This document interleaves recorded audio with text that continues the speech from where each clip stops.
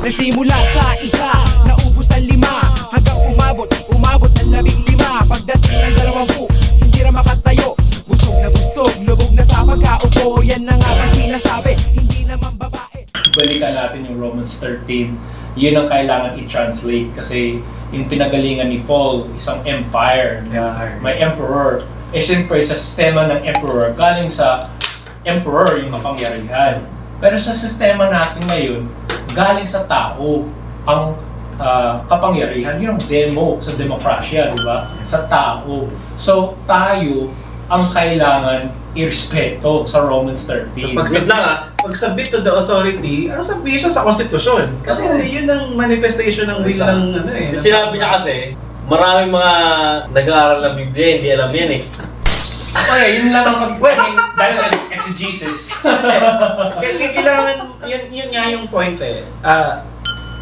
Maari kasi na hindi nag-make sense talaga ang demokrasya sa Pilipinas. Kasi even sa loob ng simbahan natin, hindi tayo demokratic. Yeah.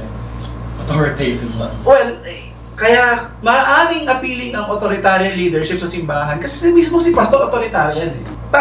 Tama yun, no? Kung paano ba natin itatranslate ang Romans 13, everyone must be subject to the governing authority. Sa 21st century, na ang power dynamics, imagine we are the only constitution in Asia and we are the only constitution in the world na ina-acknowledge natin ang Almighty God. Kung babasahin mo ang commentary ng Constitution, naniniwala tayo na na active ang Diyos, kaya tayo may sovereignty dahil active ang Diyos na involved sa political affairs natin. If we are to submit to the governing authority, ang governing authority ng Pilipinas sa Ligang Batas. I-shop mo. Kaya sabi na sa Ligang Batas, public employees and public officials must at all times be accountable to the people. So if we are to submit to the Constitution, then baka ang submission is to really live out what it's like to be a sovereign Filipino people. So baka yung pagsasalita at pagdi-dissent at pag-call out sa mga leaders, hindi siya heart issue. Hindi siya submission issue. Baka yun yung submission sa ano. Kung kanino dapat mag-submit. Diba? Baka yun talaga yung submission sa taong bayan. I think the church should also study the Constitution. Baka dapat ang simbahan mag-make din ng time to study the Constitution. Kasi regime of truth, justice, freedom, love, equality, and peace, those are qualities na sumasalamin sa karakteristik ng Diyos.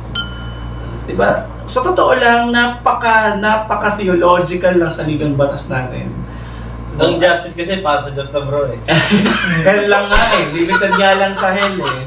Tsaka yung sinabi mo rin kanina na yung demokrasyang in-adapt natin ay very nanggagaling din sa mga natin sa colonizer natin.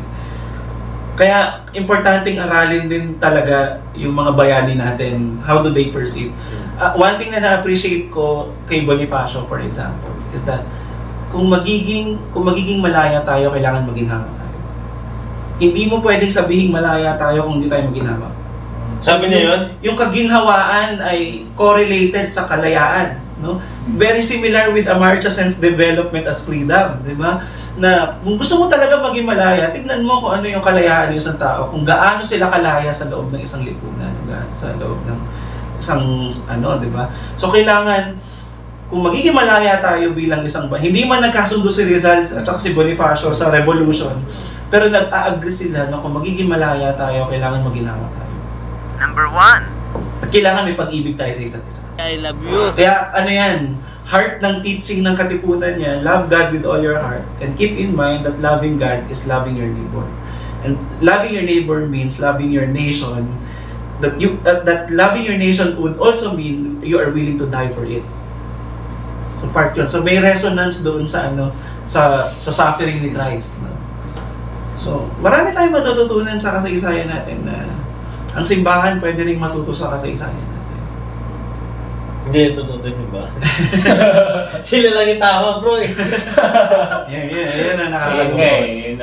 Pero hindi naman lahat ng simbahan. Tama. May mga simbahan talaga na may humility talaga to learn. At may humility to learn. Tama. Yung nakakalungkat lang, yung mga pinakasimbahan na may influence sa... At may resources. May resources. Ayun, yung mga hindi ganun.